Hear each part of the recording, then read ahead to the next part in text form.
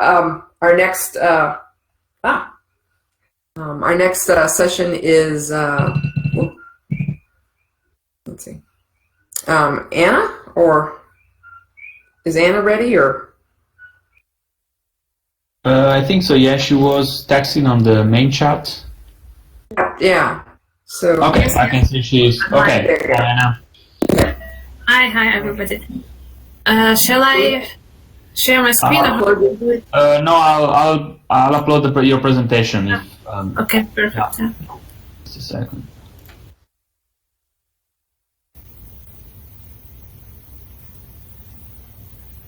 Well, as we're uploading, I might as well introduce Anna. Anna is from Austria, by way of Russia.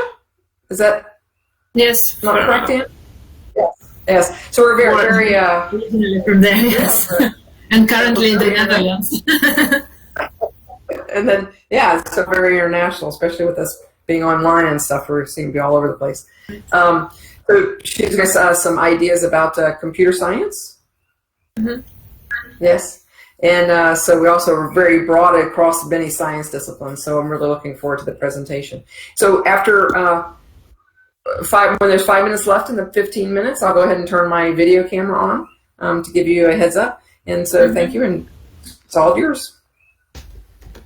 Right. Thank you very much for joining the session.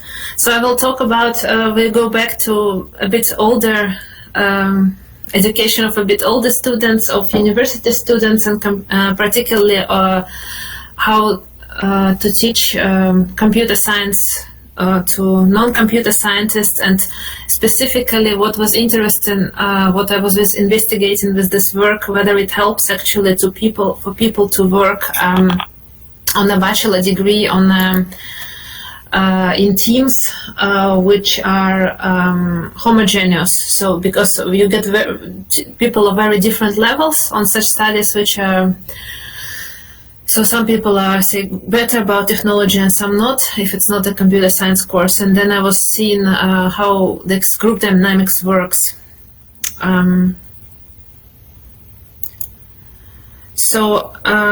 Basically, well, this is the outline of my talk, like a regular one. And basically my hypothesis, or what I wanted to test, is whether it would actually help people to work with people, do homework and semester project in groups which are of the same level of expertise, because normally when you do group work you allow students very often to cluster themselves, but they normally do work with friends, and this is maybe not always a good idea. So I was trying to see whether it's there is a difference and whether it's a good idea. So for the beginning, basically, I was checking their level of competence. So I was giving them some tests to figure out what they know already about the subject, and also how they perceive themselves, if they are have a good knowledge about it, and so self-assessment and also assessment of facts, actually what they know. So they were doing a questionnaire in the beginning of the course, and then I was clustering them in different groups, and then I was observing with different methods how they did homework, what they did, how they recorded their observations in the learning journal. So they had this kind of thing, and of course also the test results and the outcome of the test and the questionnaires about the experience.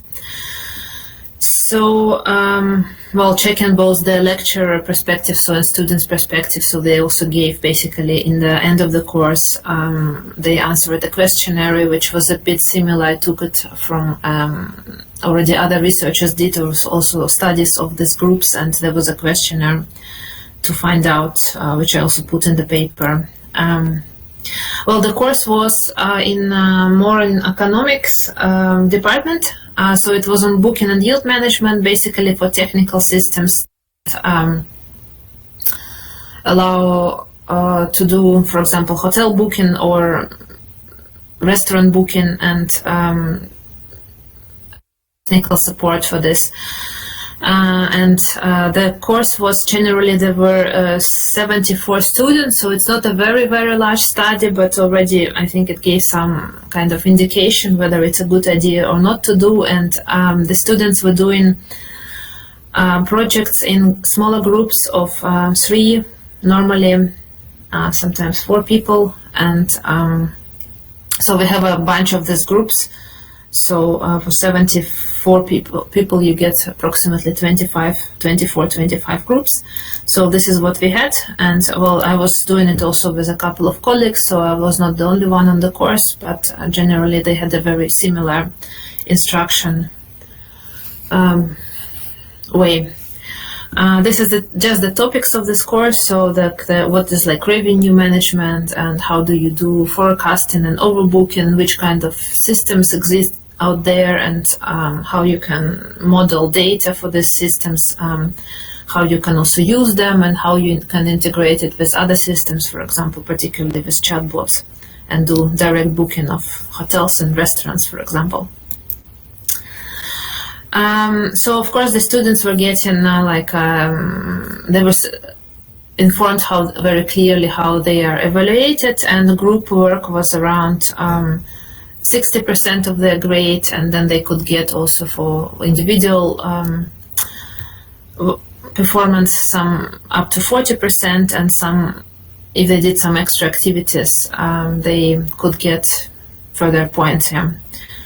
So this was also interesting to see which kind of students were motivated to do extra activities, for example, write learning journal, or put do some bonus exercises which were extra difficult, or put questions in the forum. So for this kind of things, they were getting also extra points. And then there is a point system that was transferred to the grade. So this is just in German, because the students were getting also the instructions in German this way. But then basically, well, up to 60 points, you pass the course. You don't pass it, and starting from 60 points, you pass the course. So generally, well, then we tested the students in the beginning, and then we formed the groups. So the groups with stronger students, groups with kind of average students, group with weaker students. Then we allowed also some students to build groups naturally, and some we did a mixture. So we had one weaker student, one average student, one stronger student, and we were then looking how these groups were performing. And this is the next slide. I will just go through and show what happened to these groups, and if there were some things which were noticeable, or they were all similar. Of course, I guess the sample is not extremely big, so one would need a larger test to have very definite results. But generally, we have a case that a little bit the groups which were homogeneous, so with the same level of knowledge, the students did get a little bit better academic grade. Again, how significant this one can argue. Also for individual student test, you see the group A, of course, they were stronger students, they have the best grade. The individual tests were a different story, because this is what I saw, that actually students were even maybe better in naturally created or in mixed groups. For some reasons, the students from homogeneous groups were not very strong individually, but they were stronger as a group and probably also learned more. The students who were the strongest were clearly doing most of the bonus exercises, so they were also actually, well, probably they had also time to learn to do these things, because maybe things were easier for them. So they were very active in additional activities, and the others were less active.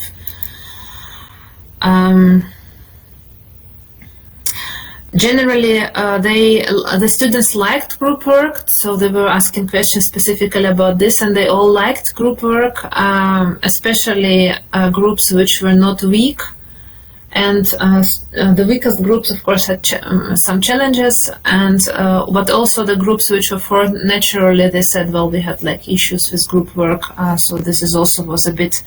So this is the red group. Okay, these were weakest students. Of course, they had difficulties, but also groups which were formed naturally were quite high, that they didn't like group work, which is a bit maybe strange because, but maybe working with the friends is not the best always. Yeah. So then weaker groups also had, of course, more difficulties to distribute work among themselves. But also the study success was, in a sense, they learned also more. That was visible from the test results. I see a question in the chat, how many groups I compared. I just scroll back and answer maybe immediately. So we had 3A groups, 5B groups, 2C groups, 4M and 8N. So this M is mixed, N is naturally built, and A are the strongest, B is the medium, and C is the like weakest student.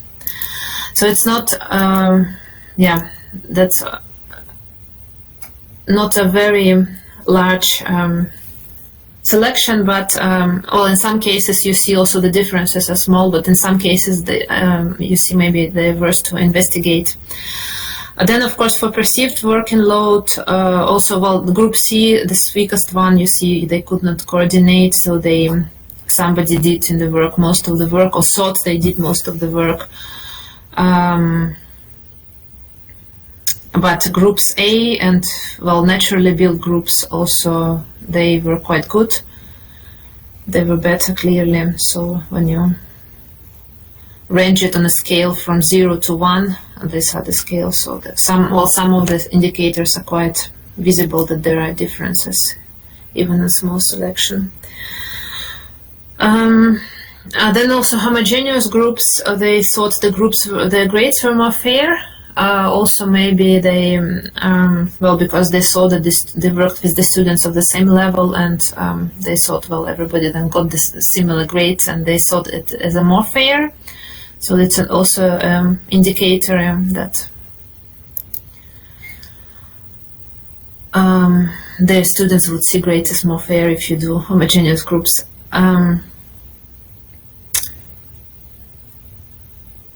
Then again here, some conflict solving were better, say, in naturally formed groups. In artificially formed groups, they had probably less of conflicts. That was also my feeling.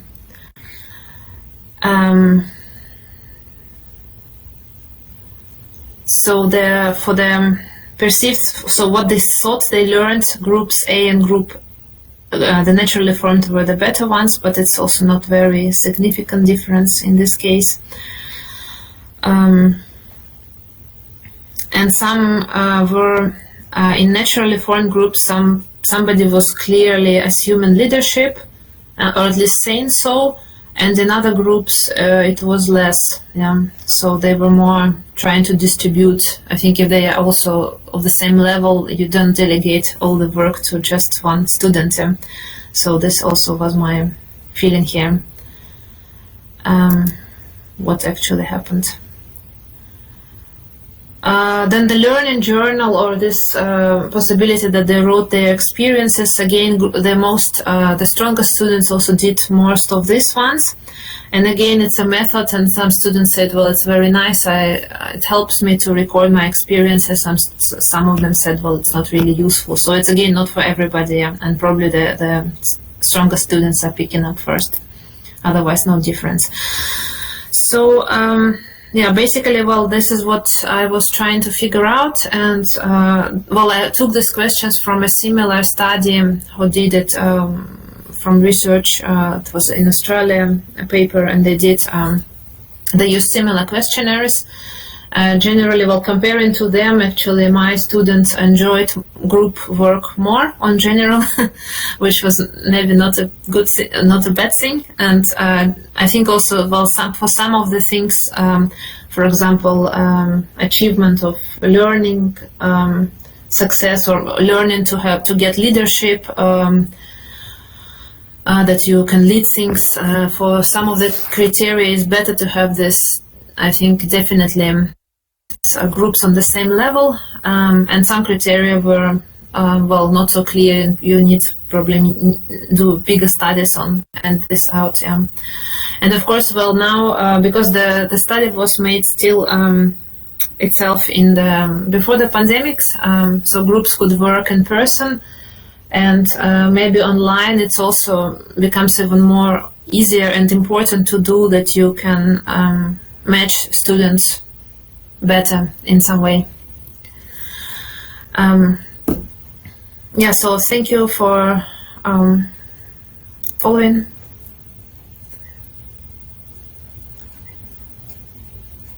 Just maybe a very short moment.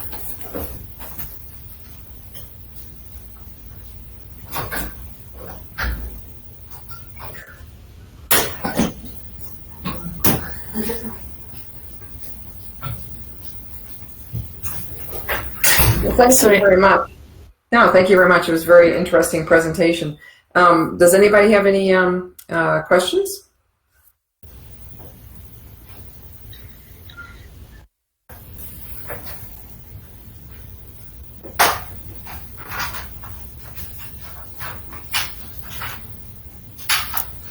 Or somebody had maybe similar experiences and can also share. Yeah, or what is I was actually kind of curious about, you had mentioned that if you put the groups with the weaker students, if you put all weaker students together, that in your study they seem to have higher individual test scores, which I found quite interesting, right? But you also said that if that's the case, they also reported that they really didn't care for the study group sessions. Is that how I understood that? No, they had they basically had more difficulties to reach. Well, because I had initial test and I had a final test, and when I was checking actually who learned a lot, I found that, well, for example, when people put in say groups with homogeneous way, they actually learn more. But of course, the weaker groups have challenges that they feel bad about this, that they feel that they're not the strongest one. But actually, the increase of the gain of knowledge, so to say, that was better generally for everybody. Yeah. Mm-hmm. Mm-hmm. So this is the. But they didn't like it. Is that what you're saying on the questionnaire? It seemed like the questionnaire said they did not like it. Yeah, generally, on average, they liked it more than in another study where there were only naturally built groups. So the scores were high because I compared it to other similar study, which is also referenced in the paper. So it's probably the case that they liked it on average more, but especially these weaker groups, they had challenges. Yeah, so they said, well, we had conflicts, we had nobody was leading things, but at the end they also learned more than on average they would do. So, so this is a kind of, well, when you deploy such strategy, probably you have to think about such things. Yeah, because I wonder how you could actually offset that somehow. Yeah, that is in this experiment. Actually, I also of course, well, I have of course informed people that they are taking part in experiment and they consented to it. This is clear because it's important to have the consent. But I was not telling. Well, of course, I was also saying, well, okay, we study group work, but I was not saying, okay, you are the weakest group. So they didn't know they are the weakest group. Yeah, and so it was this study design decision. But maybe if you tell people, yes, well, you are the weakest group. And maybe you should know it, and then maybe you're less stressed and upset. You value more that increase of your knowledge and something like this. Yeah? Because at the end, it's important what they learn. Right. Manuela, did you have something you wanted? She asked for experiences. So I have best experience with mixed group and not natural groups. Mm-hmm. So as I already mentioned in the chat, what is a pretty good method is to have a bucket with sweets, and everybody chooses one, and then it's new groups pretty easily without discussions. Because well, at least you have something in common. You like the same sweets. What do you mean, sweets? Sweets like chocolate or peanuts or whatever.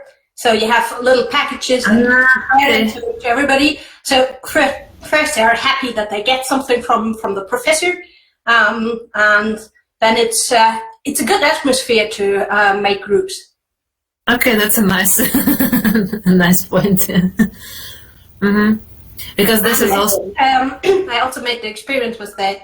If they are before the group where they are friends, sometimes it really gets into real trouble, conflict, and they don't talk even after their group work with each other. So So this is a bit more motivation also for the study, just to prevent this situation where people just build group with friends and after this they lose friends and have a very bad group. yeah, so it's better to work with other people and to have their friends As friends. And I also tell them that that's what they have to expect later on in industry. They will have to work with not their chosen people, but with the people who are there.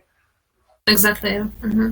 No, it was relatively easy to get them agree to this, so they were not insisting to do the group with friends. Yes, they said yes, let's try it. So people were not against this.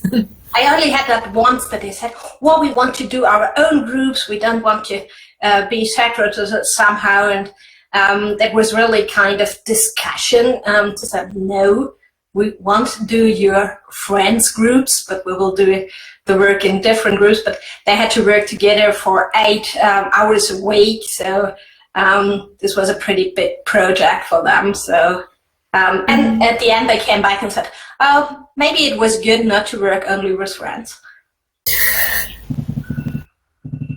Right, yeah. Mm-hmm.